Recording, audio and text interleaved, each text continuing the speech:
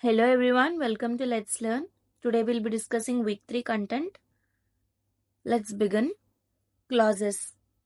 Combination of words in a sentence that contains both a subject and a predicate. They can be of two types, main clauses and subordinate clauses. So main clauses or independent clauses are those that could stand as a sentence by themselves.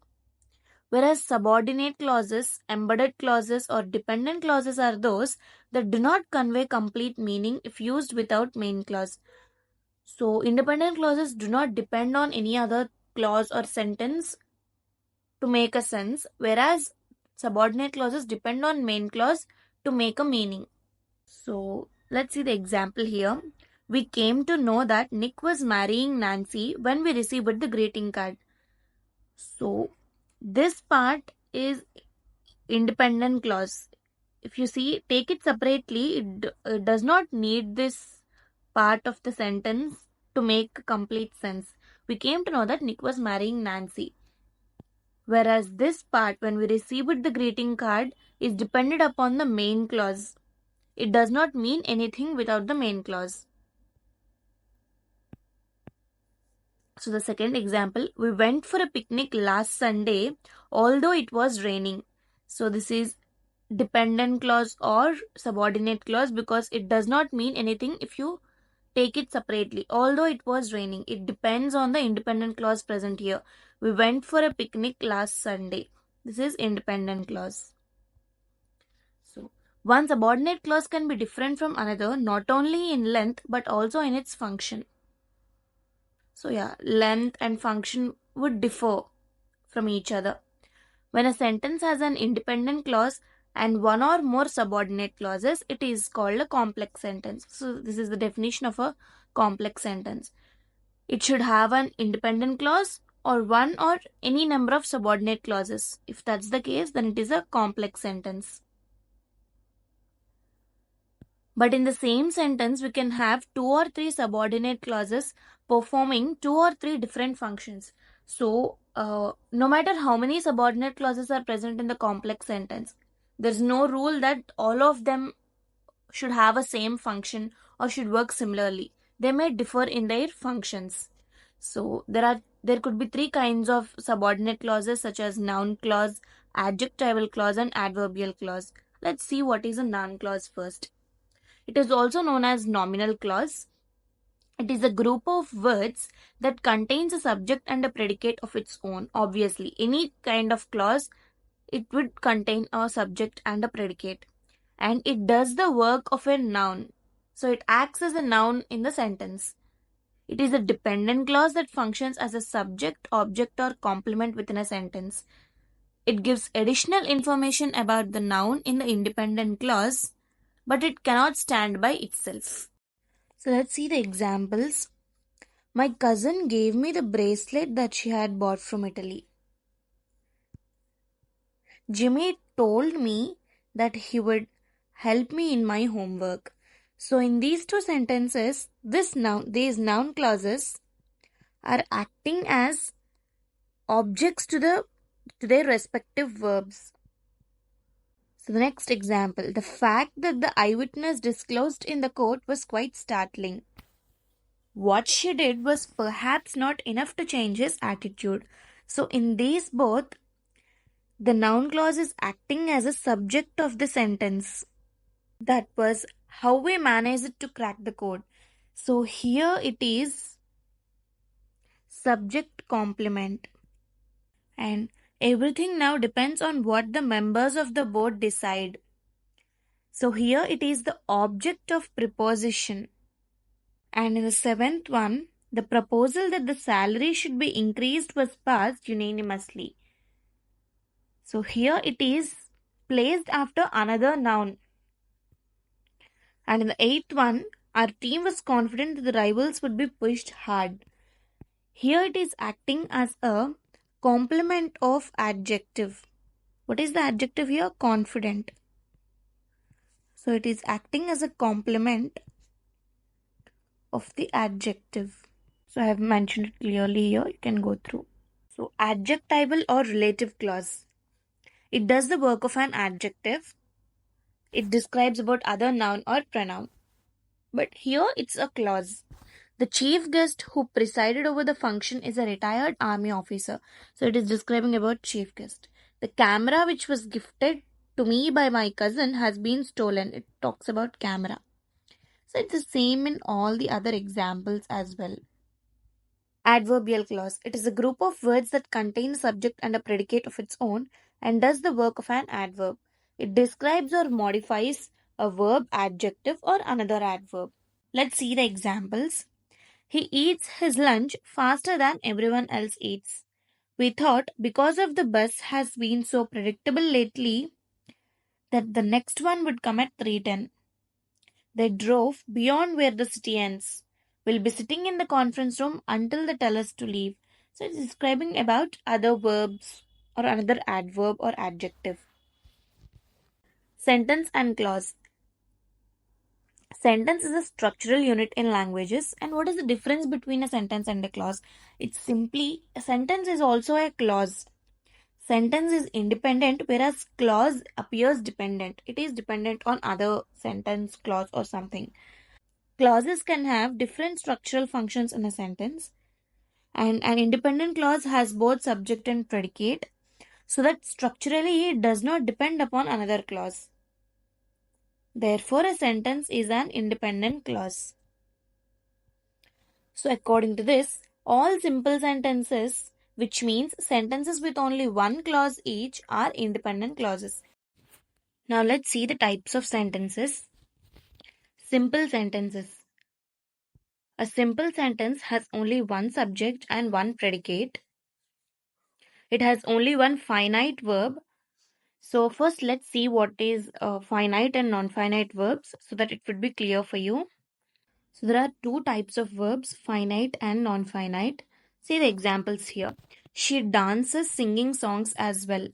She is dancing singing songs as well. She had danced. She will dance. So if you observe in all these examples, there are two verbs, dance and sing. Singing is constant in all these sentences, whereas dance is changing according to the tense of the sentence. So the verb dance is called the finite verb and singing is the non-finite verb. The verb that changes according to the sentence, according to the tense of the sentence, it is called finite verb. Finite verb changes in both form and tense. It is influenced by the person and number of subject in a sentence. Whereas non-finite verb do not change. They do not change neither in form nor in tense. So, and also the presence of number of finite verbs in a sentence gives us the number of clauses in it. The number of finite verbs in a sentence, those number is the number of clauses in that. So see the example here. He saw me, ran towards me, knelt before me, and welcomed me to his home. So here there are four finite verbs. It means there are four clauses in this sentence. He saw me, one clause, ran towards me is the other, knelt before me is the other, and this is the fourth clause. So there are four finite verbs. So number of clauses are also four. So non-finite verb, I have given what are non-finite verbs here. Participles, infinitive, present V1 plus ing, past is V3, present is having plus V3, and to infinitive is to plus verb 1. Hope finite and non-finite verbs are clear to you all. So now let's see the types of sentences. So simple sentence. It has only one finite verb. What is finite verb? Which changes both in tense and form. In short, a sentence with one main clause and any number of phrases is called a simple sentence. If you remember this, it will be very easy to identify what the simple sentence is. If you see the example here, Michael takes lunch at noon every day. So here the finite verb is takes. It can change depending on the subject. If you see here, Michael took yesterday. It has takes became took here. As it is changing according to the tense, it is a finite verb. And the most important thing, many of them think simple sentence will always be short in length, but it is not. A simple sentence need not be one that conveys only a simple idea or is short in length. The length of the sentence do not define it to be simple, compound, or complex. You have to, if there is only one main clause, one finite verb, and any number of phrases, then it is a simple sentence. If you see the sentence given here, it's a very lengthy sentence, but still it is a simple sentence, as only was is a finite verb here, remaining like being, enjoyed, serving his country, walking, reminiscing. All of these are non finite verbs, whereas only was is finite. So, as there is only one finite verb in the whole sentence and remaining are phrases, it is a simple sentence. So, let's see what are complex sentences. A complex sentence has an independent clause joined by two or more dependent clauses. One independent clause and two or more dependent clauses. If that's the case, then it is complex sentence. And it always has a subordinate like as, because, since, after, although, though, or when, or any relative pronoun like that, who, or which. So if you see the examples here, when I packed my bag, I forgot to put my pullover. The officer returned the application after he found that it was not signed. So all these underlined words are independent clauses. The students are studying. I had great difficulty in making them out. And remaining are dependent clauses. So one independent clause and two or more dependent clauses makes it a complex sentence. Before the chief guest unfurled the flag, it is dependent clause. He gave a speech. It is independent clause. So it's very simple. If you remember this, it will be easy. So compound sentences. A compound sentence is composed of at least two independent clauses. Conjunctions are used to join these clauses generally, like and, so, etc. If you see the examples here, Suraj took up maths and I took up geography. Both are independent clauses here. Children were sleeping, so Candy went for shopping. We started early, so we arrived by noon. I sang a song and my younger brother played the guitar. The students have to go to bed when the clock strikes 10. James was a rich man, yet he led a simple life.